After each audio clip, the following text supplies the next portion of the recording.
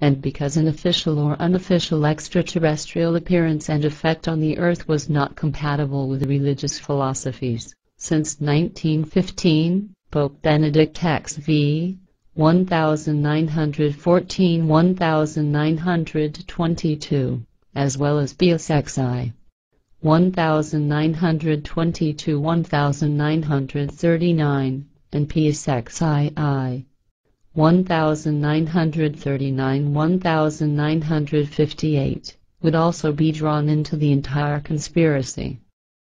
Also, certain Jewish dignitaries were enlisted in this, who even at that time in America had quite a bit to say and had a voice.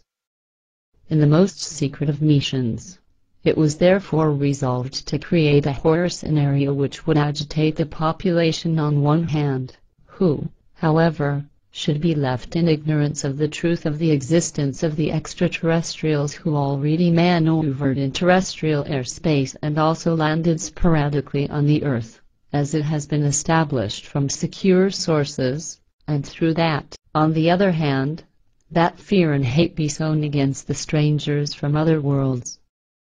The mean and slimy trick was in and of itself simple. A radio broadcast should be transmitted that on one hand spreads angst and terror of the extraterrestrials, and on the other hand, should also strike very far, and as much as possible, worldwide circles.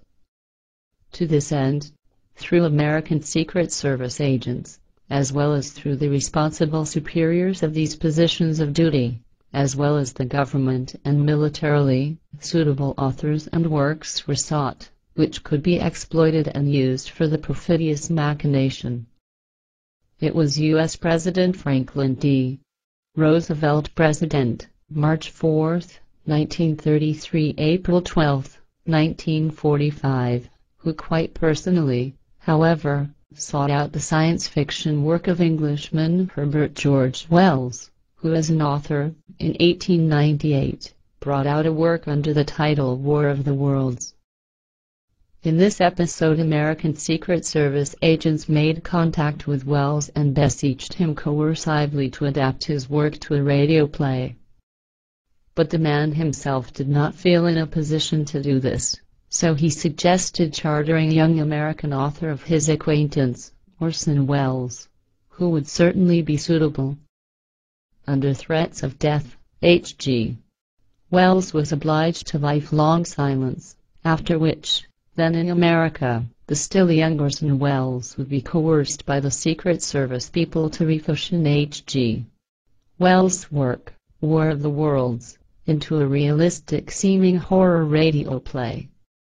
Out of the science fiction novel Wells wrote in 1897 and published in 1898, such a work that broadcast on the radio would release wild panic and angst as well as hate for the extraterrestrials.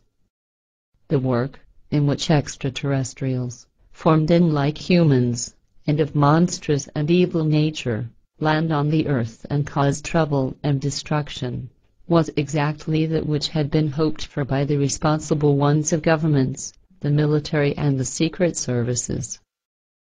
It's no wonder that as a result of panic breaking out there was quite a number of dead. The goal of the government, the military and the secret services was achieved with a broadcast of the radio play War of the Worlds, because from then on fear, and also a certain hate, ruled against the extraterrestrials, of the kind and form, as well as the sense, that was also always desired. And exactly that has remained that way until today and even still spreads out, because fear and hate would again always be newly stirred up, and the American Secret Service powers, etc., are especially proficient in doing exactly that. Were that not enough, that they and certain also determined government and military powers financially support and demand contra films against the extraterrestrials, no, they do not shy from simulating all kinds of horror events, like, for example, abductions by extraterrestrials, as well as human and animal mutilations and so on and so forth. They are also not inactive in matters relating to the falsification of crop circles, and indeed in the most differing countries. Naturally, in respect of all these things there are also charlatans, deceivers and swindlers and every other sort. Yet the Secret Service machinations are probably indeed the worst, because it is precisely through these that disinformation is established, through which the genuine and actual events in this regard are bedeviled and made laughable.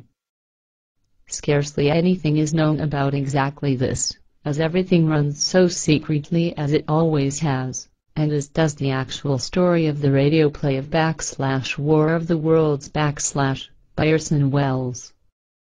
And the danger exists that something could not be held secret, then the responsible ones of the government and military as well as the secret services do not shy away from bringing the witnesses to silence under death threats or through an otherwise erasing, like, for example, through elimination or through a consciousness stupefying brainwash and psychoterror and so forth. Herbert George Wells, who died on the 13th August 1946, also knew that, as did Orson Welles, who departed this life on October 10, 1985. Neither left behind any indications about the true incidents regarding the radio play, as they correctly feared that their families, friends and acquaintances after their demise also could be vengefully persecuted by the Secret Service people and the responsible ones of the government and military.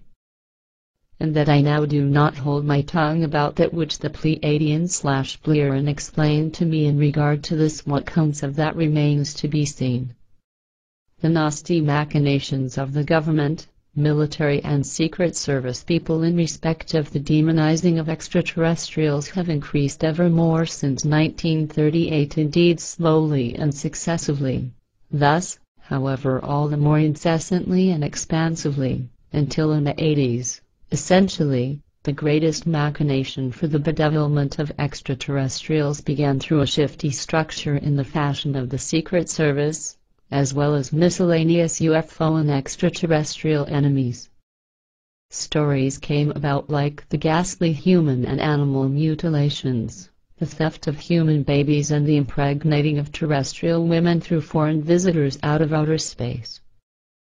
Horror stories were also disseminated about subterranean laboratories and the inhuman experiments taking place there. Were that still not enough, because the angst of the extraterrestrials wreaked even worse blooms, like, for example, it would be asserted that women impregnated by aliens would, after some months, have the baby growing in the womb snatched out to be allowed to finally grow further in a fluid-filled incubator, etc., in order to breed up a new humanity, etc., using these hybrid children. A further horror story was that the Earth humans would be abducted, in order to take their genetic material that would be necessary for the extraterrestrials' further breeding of humans, who would serve as, so to say, nourishment providers, because the evil foreigners out of the depths of outer space supposedly nourish themselves on human blood.